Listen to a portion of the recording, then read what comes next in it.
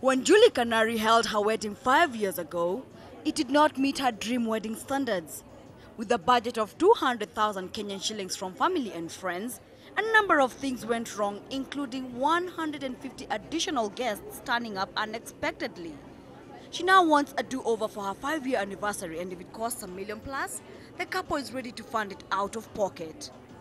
I'm here to shop around for the new designs, the new touches in the wedding, because they have really changed.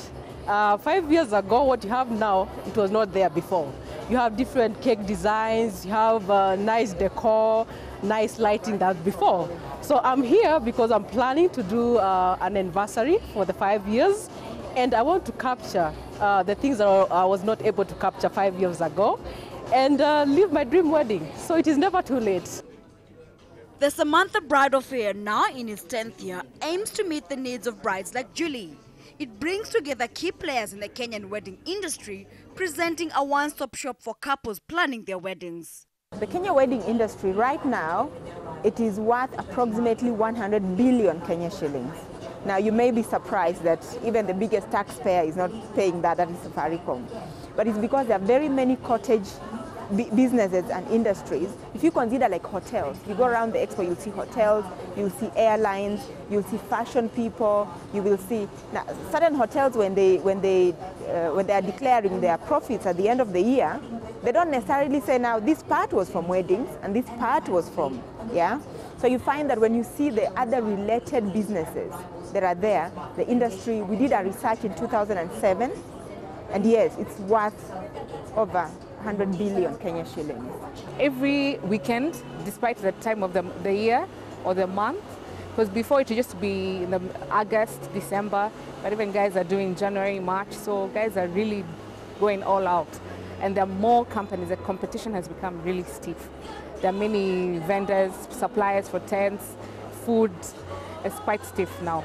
And people have become really bold in the terms of the decor.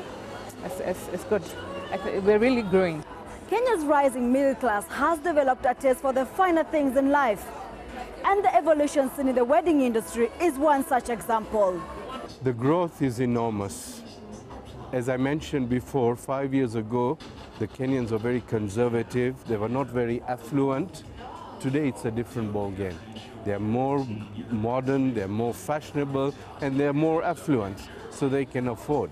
That's the difference. Now, when you look at how much people are spending, it's very interesting because the spending behavior, the consumer behavior generally of this age group is so much more different from what their parents did spend.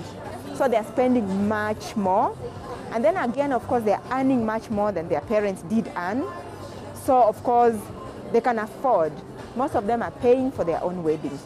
So very easily, an average wedding within our target market group is about 4-5 million. This is average. In 2006, when we did the research, the expenditure was between 8 to 1.2 million.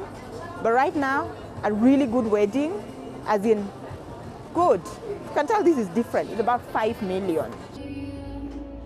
A wedding is traditionally known to be a woman's domain, and the excitement about their big day is palatable. But as I found out, the men too are rising to the occasion. In fact, if you look around, you'll see men are coming in they're bringing in their fiancés. They're not all shying out. You'll even find there's a wedding we did.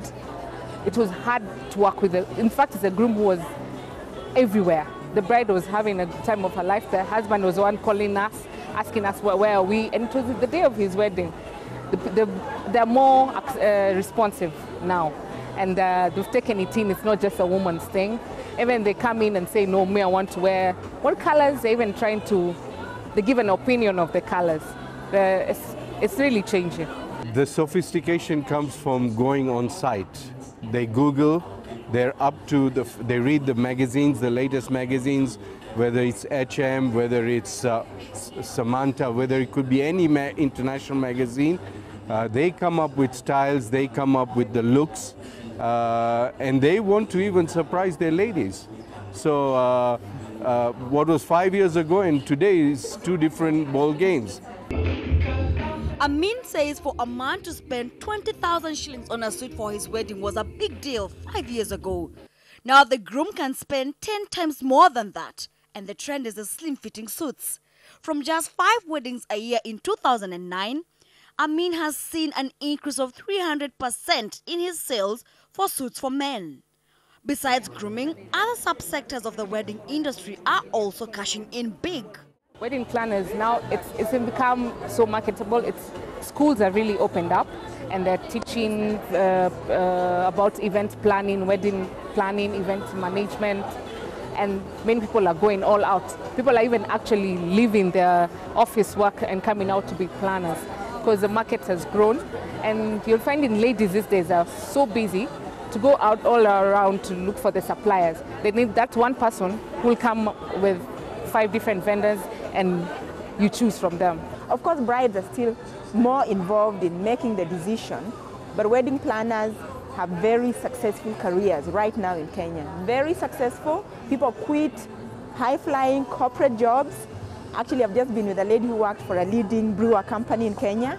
She quit her job. She was very senior in the sales department, very senior. Yeah, she quit. She said, you know what, I've done enough conferences, I've done enough events for my company, now I've quit. So people are leaving lucrative corporate jobs to now join the wedding industry. As Julie and her husband continue to window shop for their second wedding, one thing is clear in her mind: a cozy Cinderella wedding of her dreams.